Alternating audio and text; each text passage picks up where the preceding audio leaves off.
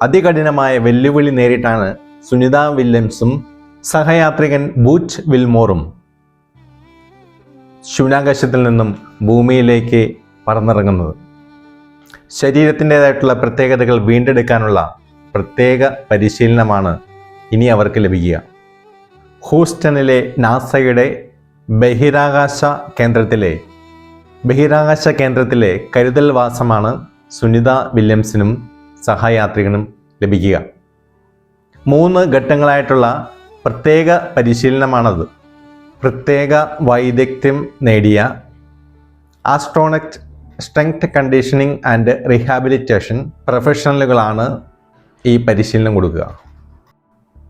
ആദ്യഘട്ടത്തിൽ സുഗമമായി നടക്കുവാനുള്ള പരിശീലനമാണ്. പേശികളുടെ ബലം വയ്ക്കാനുള്ള എക്സസൈസുകളും അക്കൂട്ടത്തിൽപ്പെടും.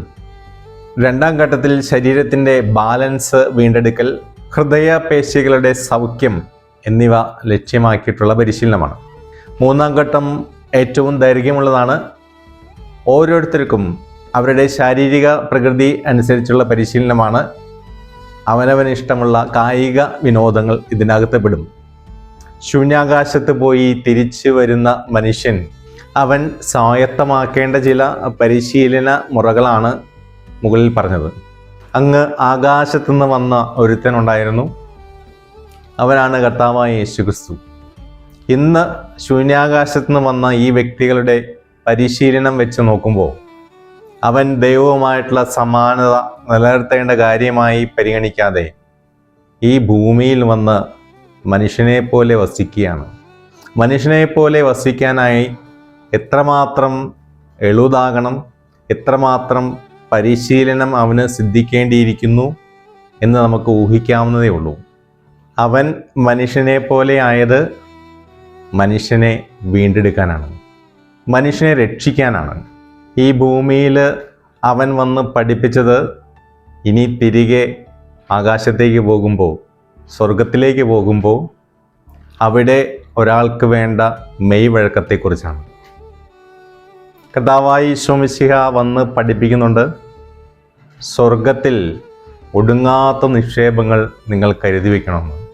തീർച്ചയായിട്ടും നമ്മുടെ ഓരോരുത്തരുടെയും ജീവിതത്തിൻ്റെ പുണ്യപ്രവൃത്തികളാണ് തിരികെ ഉയരങ്ങളിലേക്ക് പ്രവേശിക്കാനുള്ള പരിശീലന പദ്ധതിയുടെ ഭാഗമായി അവൻ നമ്മളെ പരിശീലിപ്പിച്ചത് ഒരേ ഒരു കാര്യമാണ്. അത് സ്നേഹത്തിൻ്റെ കൽപ്പനയാണ്. നിങ്ങൾ പരസ്പരം സ്നേഹിക്കുവിൻ. സ്നേഹത്തിൽ അധിഷ്ഠിതമായ ഒരു കൽപ്പന നമുക്ക് നൽകിയിട്ട് അവൻ തിരികെ പോയി തൻ്റെ സ്വർഗീയ രൂപം പ്രാപിച്ചു. ഇനി അടുത്തത് നമ്മുടെ ഊഴമാണ്. നമ്മളും ഈ സ്വർഗീയ രൂപം പ്രാപിക്കണം. സ്നേഹത്തിൽ അധിഷ്ഠിതമായ ഒരു ജീവിതം പടുത്തുയർത്തി ആ പരിശീലന പദ്ധതിയിലൂടെ മുന്നോട്ട് പോയി ഈ ലോകത്തിൽ നിന്നും നമുക്ക് സ്വർഗത്തിലേക്ക് എത്താൻ സാധിക്കണം. അതിനുള്ള പുണ്യങ്ങൾ ഈ ഭൂമിയിൽ നമുക്ക് ശേഖരിക്കാം. പ്രത്യേകിച്ച് ഈ നൊയമ്പ് കാലഘട്ടത്തിൽ ആ പുണ്യങ്ങൾ ജീവിതത്തിൻ്റെ കൂടെ കൂട്ടാൻ നമുക്ക് പരിശ്രമിക്കാം. അതിന് ദൈവം അനുഗ്രഹിക്കട്ടെ.